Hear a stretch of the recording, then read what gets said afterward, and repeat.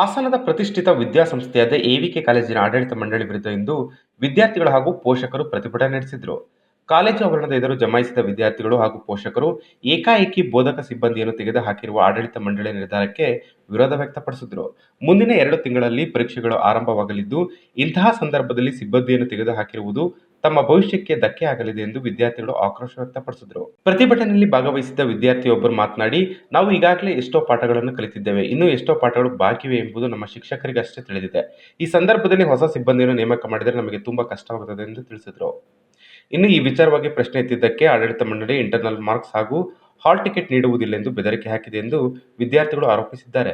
ಇದರಿಂದ ನಮಗೆ ಭಾರಿ ಮಾನಸಿಕ ಒತ್ತಡ ಉಂಟಾಗಿದೆ ಎಂದು ಅವರು ತಿಳಿಸಿದರು. ನಾನು 2024ರಲ್ಲಿ ಎವಿಕೆ ಕಾಲೇಜಲ್ಲಿ ನಮ್ಮ ಚಂದ್ರಶೇಖರ್ ನೋಡಿ ಸರ್ ಎಲ್ಲ ಇದ್ದರು.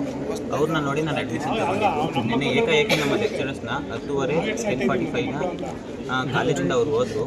ಅದ್ರ ಮೇಲೆ ವಾಪಸ್ ನಮಗೆ ಕ್ಲಾಸ್ ಅವ್ರು ತಗೊಂಡಿಲ್ಲ. ಅದಕ್ಕೆ ನಮಗೆ ನಮ್ಮ ಲೆಕ್ಚರ್ಸೇ ಕ್ಲಾಸ್ ತಗೋಬೇಕು ಅಂತ ನಮ್ಮ ವಿನಂತಿ. ಈಗ ಹೊಸ ಫ್ಯಾಕಲ್ಟೀಸ್ ಎಲ್ಲ ಚೇಂಜ್ ಆಗಿದೆಯಲ್ಲ, ಅದರಿಂದ ನಿಮ್ಗೆ ಪ್ರಾಬ್ಲಮ್ ಆಗ್ತಿದೆ ಹೇಗೆ?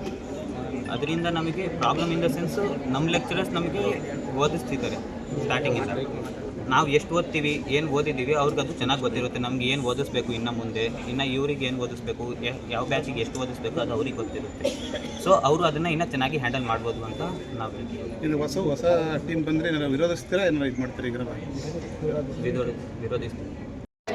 ಇಂಟರ್ನಲ್ ಮಾರ್ಕ್ಸ್ ಹಾಲ್ ಟಿಕೆಟ್ ಕೊಡಲ್ಲ ಅಂತ